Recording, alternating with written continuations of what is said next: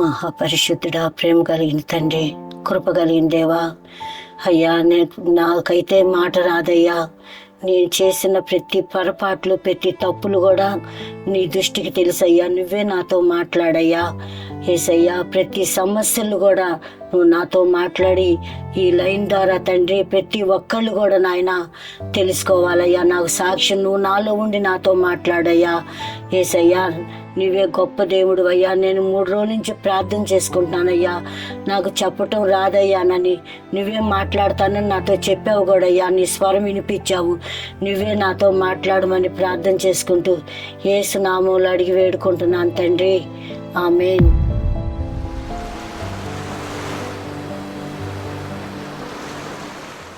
నర్సాపేట మాది, మల్లమ్మ సెంటరు, అరకాల్ బజారు. మేము 3 ఆడపిల్లలు. నా తల్లి పేరు అంకాళమ్మ, నా తండ్రి పేరు కోటంకయ్య. కోటంకయ్య కొడుకు బిడ్డలు 3 ఆడపిల్లలు, 1 మగ పిల్లోడు. 3 కూడా ఒక పూరి గుడిసెల్లో నా తల్లి ఎన్నో కష్టాలు పడి 4 జన్మనిచ్చింది. ఆ జన్మకి ఇచ్చిన బిడ్డలు ఒక్కళ్ళం కూడా సుఖంగా బతికిన రోజులు లేవు. కానీ నా తల్లి ఎంతో భయభక్తులతోటి మమ్మల్ని సాకి పెద్ద చేసి ఎన్నో కష్టాలు పడింది. ఆ తల్లితో వెనకిడితే మమ్మల్ని పనులు తీసుకుపోయింది. తల్లి ఇంటికి తీసుకొచ్చి ఏదో ఒకటి అన్నం సాయంత్రానికి వండి పెట్టే కుటుంబంలో పుట్టాం మేము. ఎంతో ఆర్థిక సమస్యలు, చుట్టూత గుడిసె, కనీసం ఒక గోడ కానీ ఏమి లేవు, తడికలిల్లు. అలాగనే మా 4 పెంచి పెద్ద చేసింది. తోడబుట్టిన అక్కాయికి పెళ్లి చేసింది. 11 ఏళ్ళకి ఆ అక్కాయికి పెళ్లి చేసింది. ఒక భర్త వచ్చాక ఆ బిడ్డ అసలు ఆ భర్తతోటి ఎలా మనసులో కావాలో పెళ్ళయ్యాక తెలీదు. సంసారం అంటే కూడా ఆ బిడ్డకు అసలు ఏందో తెలీదు. ఏందమ్మా ఈ జీవితం నాకు, అదేందమ్మా నాకు అని 20 రోజులు 4 రోజుల దాకా ఆ భర్త దగ్గరకు పోకుండా ఆ అమ్మాయి ఎంతో నలిగిపోయింది. పెద్దవాళ్ళందరూ అక్కడ ఉంటారు. అదే ఇదన్న కొండలు మక్కాయి పేరు చెప్పేవాళ్ళు. చెప్పాక ఎట్నో ఆ అమ్మాయి చక్కదిద్దుకొని ఆ అమ్మాయి కాపురానికి వెళ్ళింది. వెళ్ళాక తల్లి ఎంతో సంతోషించింది. ఎన్నో మాటలు పడ్డది ఆ అమ్మాయి వల్ల మా అమ్మ. తర్వాత నేను వయసుకు వచ్చాను. 11-12 ఏళ్ళు వయసు వచ్చేవరకు నాకు పెళ్లి చేసింది. కానీ అసలు ఆ పెళ్ళంటే ఏందో, ఈ జీవితాలంటే ఏందో కూడా మాకు తెలీదు. చిన్న వయసులో భర్తను తీసుకొచ్చారు. పిల్లలు 3కి 11-12 ఏళ్ళ వయసు వచ్చేవరకే మ్యారేజ్ చేసింది. ఆ కుటుంబం ఇంకా ఆ ఆడపిల్ల అసలు చదువు లేకుండా ఏమి తెలియకుండా ఎలా బతుకుద్ది, అసలు జ్ఞానం లేని జీవితాలు మాయి. అలాగంటి బతికిన వాళ్ళకి ఆ 3 అక్కల చెల్లెళ్ళు తమ్ముడితోటి ఎంతో ఆటపాటలతో ఉన్న మా జీవితాలు ఒకసారి పెళ్ళిళ్ళతోటి ఎటు వాళ్ళం అటు వెళ్ళిపోయాక నాకు మ్యారేజ్ చేసింది. 12 ఏళ్ళకి అమ్మ. 13 ఏళ్ళు వచ్చేవరకు పెద్ద కుమారుడు పుట్టాడు. 15 ఏళ్ళు వచ్చేవరకే 2 కుమారులు పుట్టి అమ్మటమ్మటే నాకు సంతానం ఇచ్చాడు దేవుడు. సంతానం ఇచ్చాక నా భర్త ఒక టాపీ మేస్త్రి, సున్న పని చేసేవాడు. సున్న పని చేసి వచ్చి పొద్దుగూకులు 24 గంటలు తాగే వచ్చేవాడు.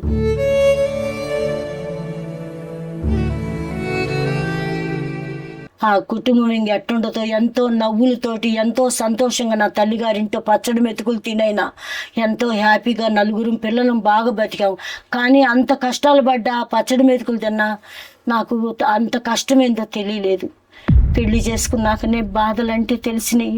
నవ్వుతా తమ్ముడు, నేను, అక్క ఎంతో సంతోషంగా ఎన్నో మాటలు చెప్పుకుంటా, ఆటలాడుకుంటా, పాటలు పాడుకుంటా, ఏదేదో బొమ్మలతోటి గిలకాయలతోటి ఆడుకునే వాళ్ళకి పెళ్ళిళ్ళు చేస్తే ఆ పిల్లల భవిష్యత్తు ఏందో తర్వాత నేను తెలుసుకున్నాను. అప్పుడు కూడా జ్ఞానం లేని దాన్ని నేను.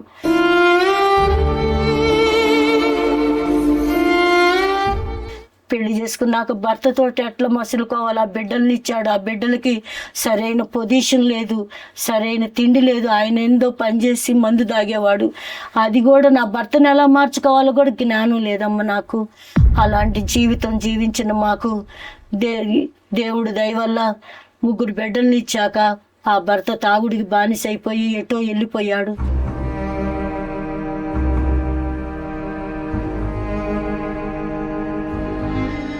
వెళ్ళిపోయాక నా జీవితం ఇంకొక మలుపుకు తిరిగింది.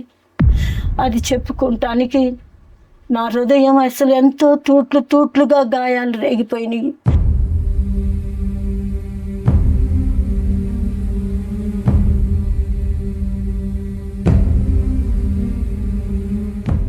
ఎంతోమంది ఈ బతికే అవమానాలు, నిందలు, ఎంతోమంది అసహ్యమైన బ్రతుకని నన్ను అనేవాళ్ళు. నేను చేసింది ఒక్క తప్పు అయితే 100 తప్పులు సృష్టించి రాళ్ళేసినట్టేశారు. వ్యభిచారంతో పడ్డ స్త్రీ ఎలా రాళ్లతోటి కొట్టడానికి తీసుకొస్తే దేవుడు ఎలా క్షమించాడో నన్ను కూడా నేను అలాంటి నిందలు మోసాను. ఎన్నో మాటలు, ఎన్నో అవమానాలు.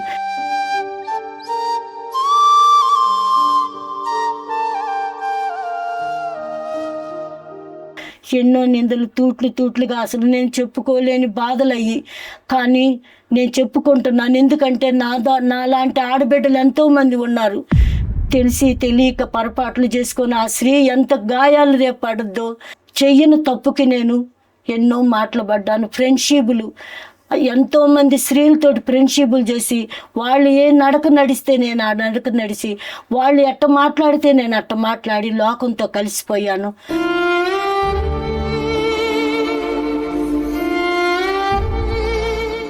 లోకాశల్లో మునిగిపోయాను. ఫ్రెండ్షిప్లు ఇష్టం వచ్చినట్టు జీవించేదాన్ని. బిడ్డలు, భర్త వెళ్ళిపోయాడు. నాకు ఈ లోకమే ప్రేమించేదాన్ని. సినిమాలో బావాలంటే పిచ్చిగా సినిమాలు చూసేదాన్ని. ఎట్ట ప్రవర్తించాలో అలాగ ప్రవర్తించేదాన్ని. సినిమాకు ఫ్రెండ్స్ని వేసుకొని సినిమాకు పోయేదాన్ని.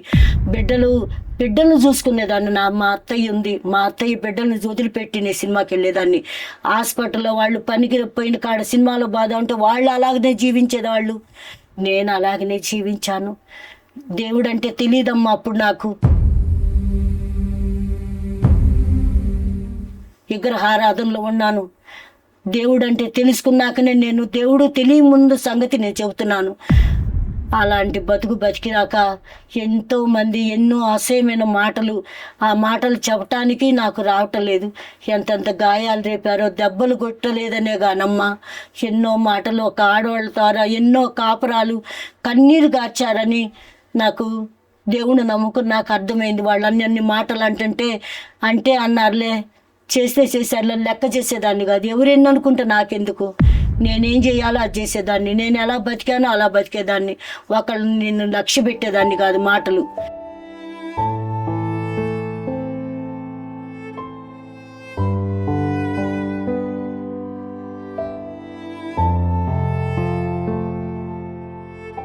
అలాంటి నాకు దేవుడు మనోనేత్రాలు వెలిగించాడు.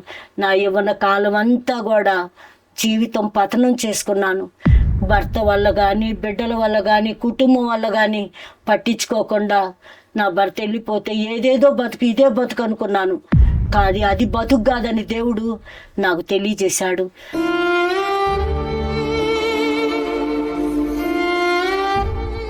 ఎంతో ఆటపాటలతోటి లోకంలో మునిగిపోయా. సంతోషంతో ఎంతో సంతోషం చేశాను. ఎంత సంతోషంగా జీవించానంటే నేను అంత ఆనందంగా ఉండేదాన్ని. ఇవాళ కట్టించారు రేపు కట్టేదాన్ని కాదు. గుళ్ళోకి బావాలన్నా, ఏది బావాలన్నా, ఎట్ట పోయేదాన్ని. అట్ట పోయిన బతుకి దేవుడు నువ్వెంత నవ్వుతా ఉంటున్నావో, ఎంత సంతోషంగా ఉంటున్నావో, సంతోషంతో చేసిన పాపాలు ఏడుస్తూ అనుభవిస్తారన్నమాట తెలుసుకున్నాను.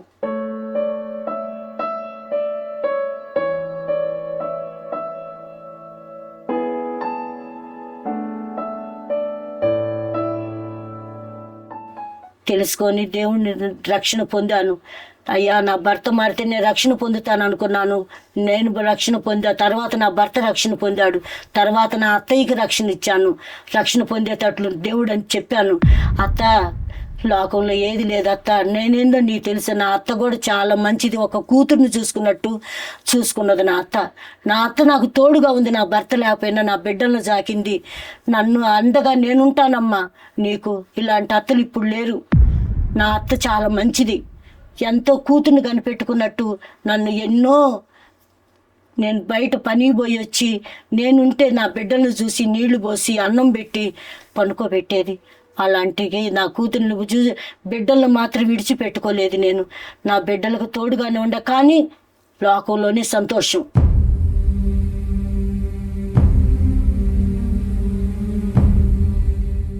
సినిమాల్లోనే సంతోషం. పొద్దున పూట సినిమాకి పోతే మళ్ళీ మాటిపడి సినిమాకి వెళ్ళేదాన్ని. వాళ్ళు ఇప్పుడు పోయాక మళ్ళా బాదం పావి సినిమా కంటే సినిమాలు చూసేదాన్ని. ఎన్ని సినిమాలు చూశానంటే నాలాంటి దౌర్భాగ్యరాలు అసలు ఎన్ని సినిమాలు పిచ్చి, లోకం పిచ్చి ఎన్నో చేసిన దాన్ని. అలాంటి జీవితం జీవించిన నన్ను దేవుడు పట్టుకొని నా భర్తకి, నా కుటుంబం అంతా రక్షణ పొందారు. కానీ పెద్ద కుమారుడు కుటుంబం రక్షణ పొందాల, పెద్ద అబ్బాయి కుటుంబం రక్షణ పొందాల. ఆ అనుభూతులు, ఆ చిన్న వయసులో చేసిన ప్రతి ఆటపాటలు గుర్తుకొస్తాయి. కానీ పెళ్ళైన కాడి నుంచి జీవితం నాది బాగలేదమ్మా.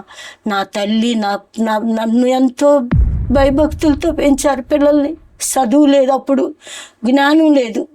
ఎంతో భయభక్తులతో 3 ఆడపిల్లలకి పెళ్ళిళ్ళు చేసి అత్తగారిళ్ళకి పంపించింది. నా సహోదరి విజయ, ఆ అమ్మాయి గుంటూరులో ఉంటుంది. నా తోడు పుట్టిన సహోదరి పెద్దమ్మాయి చచ్చిపోయింది. తర్వాత నేను 2వ అమ్మాయిని, నా సహోదరి 3వ అమ్మాయి. ఆ అమ్మాయి భర్త కూడా తాగుపోతాడు, ఆ అబ్బాయి కూడా చనిపోయాడు.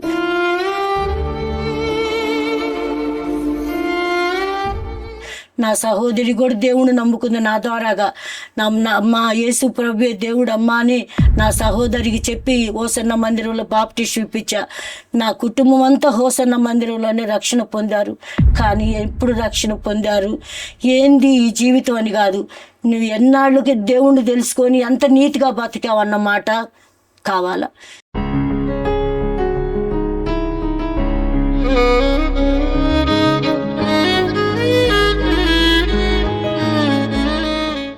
నీతిగా, యథార్థంగా, పవిత్రంగా, పరిశుద్ధంగా బ్రతికిన వాళ్ళే దేవుడు బిడ్డలు అన్నారు. నేను ఇప్పుడు కూడా మంచిగా బతుకుతున్నానని నేనేదన్నా అనుకుంటే నా నీతి దేవుడి దృష్టికి మురికి గుడ్డల లాంటివి అని వాక్యం ద్వారా దేవుడు ఎన్నోసార్లు నాతో మాట్లాడాడు. కానీ ఆ జీవితం జీవించిన నన్ను దేవుడు లోకంలో నుండి, పాపంలో నుండి ఎన్ని సినిమాలు చూశాను, ఎంత విచ్చలవిడిగా బతికానో అలాంటి జీవితానికి ఒక ముగింపు పెట్టాడు దేవుడు.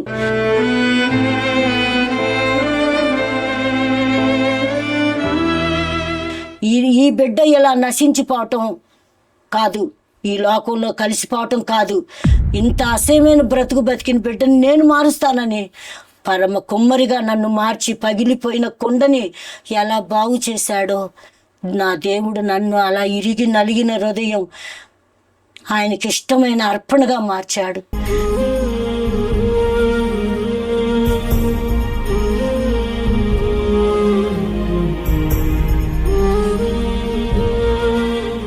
దేవుణ్ణి నమ్ముకున్నాక నాకెంతో సంతోషం.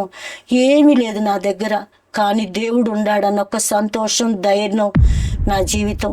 ఎన్నో తూట్లుగా గాయాలు రేపిన నా హృదయాన్ని దేవుడు బాగు చేశాడు. ఎన్ని అవమానాలు, నిందలు మోసిన, ఒక అసహ్యమైన బతుకు బతికిన దాంట్లో నాకు ఏ రోజు సుఖం అనిపించలేదు.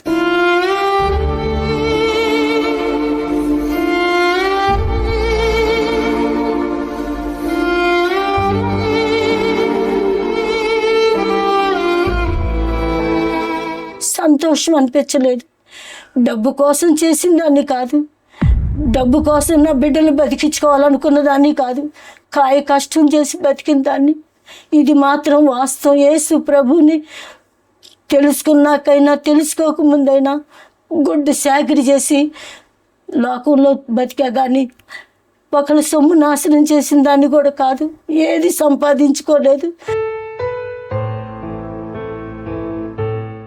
నా దేవుణ్ణి సంపాదించుకున్నాను. ఇప్పుడు మాత్రం లోకంలో నాకు ఇల్లు కానీ, వాకిలు కానీ, ఆస్తులు కానీ, ఆ విగ్రహ ఆరాధనలో ఉన్నప్పుడు నాకు ఏమీ లేదు. నేను దేవుణ్ణి నమ్ముకున్నాక ఏమీ లేకపోయినా నా దేవుడు నాతో ఉన్నాడని జీవితం జీవించుతున్నాను. అసహ్యమైన బ్రతుకులో నుంచి నన్ను లేవనెత్తిన దేవుడు చీకటిలో పొర్లాడుతున్న నన్ను వెలుగులోకి నడిపించాడు. నా మనోనేత్రాన్ని వెలిగించాడు.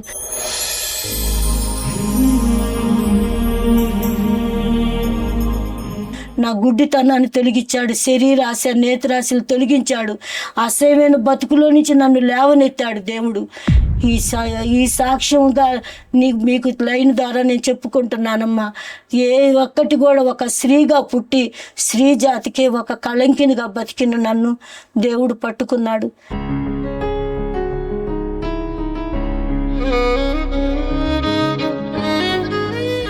నాలాంటి బ్రతుకు దేవుడు మార్చాడు, నాలాంటి స్త్రీని మార్చాడు దేవుడు. ఎలాగ రాహాబుని ఎలా మార్చాడో, సమరయ స్త్రీని ఎలా మార్చాడో నన్ను కూడా మార్చాడు దేవుడు. నేను ఆ దేవుని నమ్ముకున్నాక కూడా పడ్డానమ్మా అవమానాలు, కానీ వస్తాయి అనుకోలేదమ్మా. నేనేం చేయటం లేదు కదా, నేను నీతిగా బతుకుతున్నాను కదా అనుకున్నాను. కానీ నాలో ఏదో ఇంకా మహిమ కడగటానికి ఎన్నో వాక్యాల ద్వారా దైవ సేవకులు హెచ్చరించారు, దెబ్బలు కొట్టారు. కానీ ఆ దెబ్బలు నా మేలు నిమిత్తమేను అని తెలుసుకోలేకపోయాను. సేవకుల్నే తప్పు పెట్టేదాన్ని, ఎందుకు ఇట్లా అవమానించుతున్నారు, ఎందుకు నా మీద అన్ని నిందలు మోపుతున్నారు అనుకున్నాడు. కానీ దేవుడు నాతో మాట్లాడుతున్నాడని తెలియదమ్మా.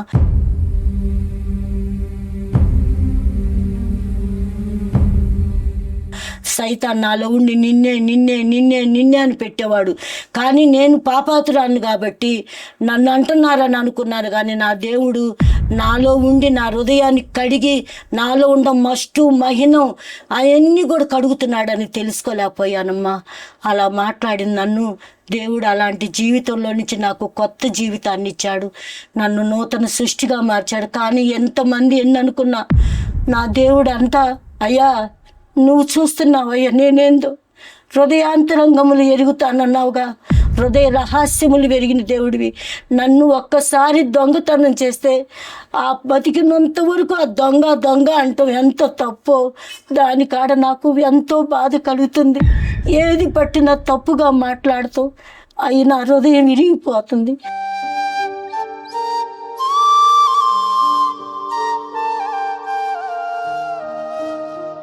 ఏ చేయపోయినా కూడా నేను నీతిగా కష్టం చేసుకొని బతుకుతున్నా కూడా అదే దెబ్బలు, అదే దొంగ నన్ను రాళ్ళు వేస్తుంటే వాళ్ళు తెలియక అంటున్నారని క్షమించయ్యా వాళ్ళు నన్ను మాట నా నోటికుండి ఇప్పుడు వచ్చింది. అంతకుముందు అనే మాటల కల్లా ఏమనేదాన్ని కాదు, కానీ బాధపడి వాళ్ళతో పలికేదాన్ని కాదు. నన్ను ఇప్పుడు మాట్లాడుతున్నా కూడా సమాధానం కలిగించమని దేవుడు వాక్యాలు వింటున్నానయ్యా. చర్చిలో వాక్యాలు వినడం ప్రకారమే నేను జీవించుతున్నాను. ఆయన మాటలు నా హృదయంలో భద్రపరుచుకొని నీతిగా యథార్థంగా పవిత్రంగా బతకాలని ఒక తీర్మానం చేసుకున్నాను దేవుడి సన్నిధిలో. అట్ట బతుకుతున్నా కూడా ఎన్నో మాటలు వస్తున్నాయి. వచ్చినా నా నా హృదయం దేవుడు తెలుసు. ఎవరు ఎన్ననుకున్నా కానీ నేను బాధపడతలేదు, ఎందుకంటే నా దేవుడు ఉన్నాడు. నేను ఎలా బతుకుతున్నానో ఆయన తెలుసు. మనుషులకు చెప్పుకోవాల్సిందేమీ లేదు.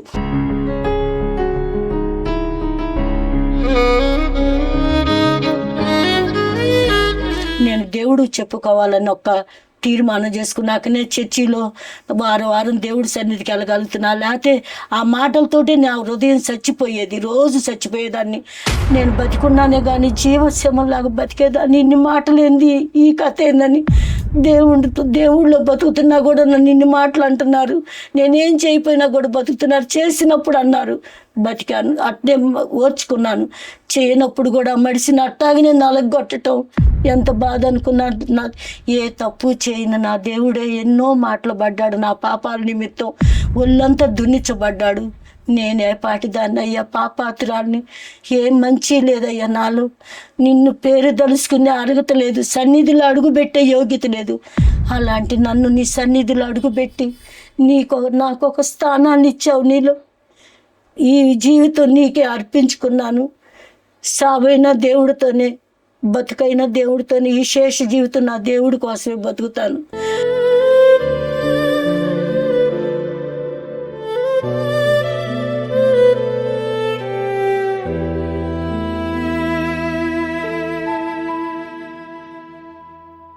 నాతో ఆడుబుట్టినోళ్ళు కానీ నా అక్క బిడ్డలు కానీ అందరూ మారు మనసు పొంది రక్షణ పొందటానికి అందరికీ నేను సువార్తని చెబుతున్నాను.